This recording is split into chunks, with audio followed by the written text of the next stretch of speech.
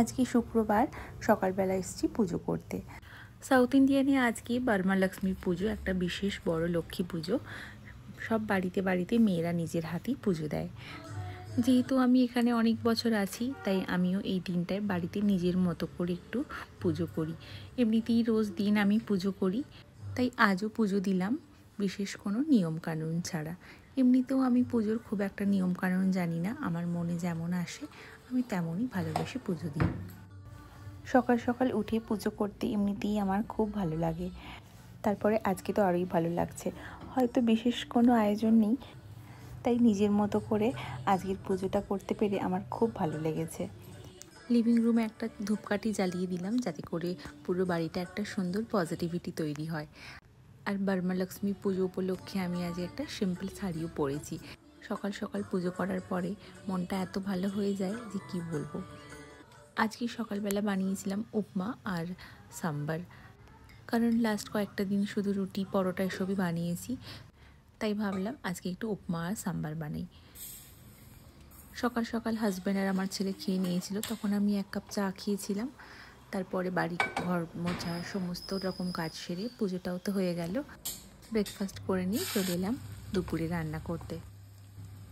আর দুপুরে রান্নার জন্য বানাচ্ছি আলু পোস্ত। আজকে আমি শুধু বানিয়েছি ডাল, আলু পোস্ত, বেগুন ভাজা, ভাত। যেহেতু আমি রোজ দিনের মতোই বাড়িতে পুজো করেছি, বিশেষ কোনো বারব্রত ছিল না, সেজন্য আমি অবশ্য আলু পোস্ততে পেঁয়াজটাও দিয়েছি, আর অবশ্য মসুরের ডালও বানিয়েছি। আর আলু পোস্ততে দিলাম একটু লঙ্কার গুঁড়ো, হলুদ গুঁড়ো, কারণ আমি সবসময় সবাইকে এভাবেই দেখেছি আমার বাড়িতে এভাবেই আলু পোস্ত বানায়, তাই আমারও এভাবেই খেতে ভালো লাগে।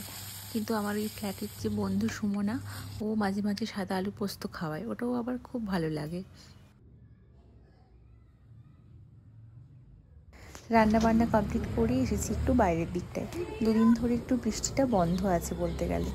আর এই অরেঞ্জ কালারের বাগানভিলা গাছটাও আমরা ওই দিন নার্সারি থেকে নিয়ে এসেছিলাম। এখানে খুব যত্ন করে মানে বাড়ির বাইরে রেখেছি এই গাছটা, দেখা যাক কতটা কি হয়।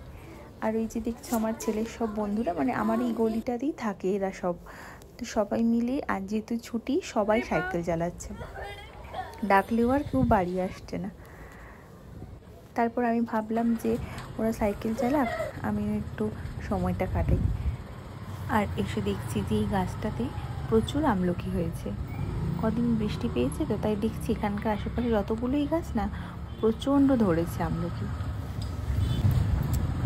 তারপরে একটু বাইরে কিছুটা সময় কাটালাম, 2-1 প্রতিবেশীর সাথে দেখা হলো, একটু কথা হলো।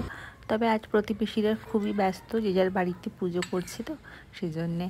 তারপর আমিও দেবায়নকে নিয়ে চলে এলাম বাড়িতে।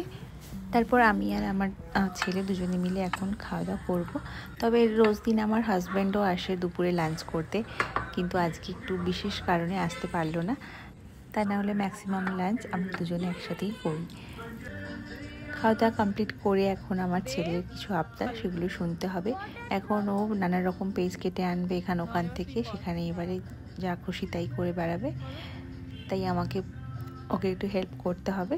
ভিডিওটা যেখানেই শেষ করছি। কেমন লাগলো ভিডিওটা জানিও প্লিজ। সবাই খুব ভালো থেকো, সুস্থ থেকো। দেখা হচ্ছে আবার নতুন ভিডিও নিয়ে। Bye bye. ওকে।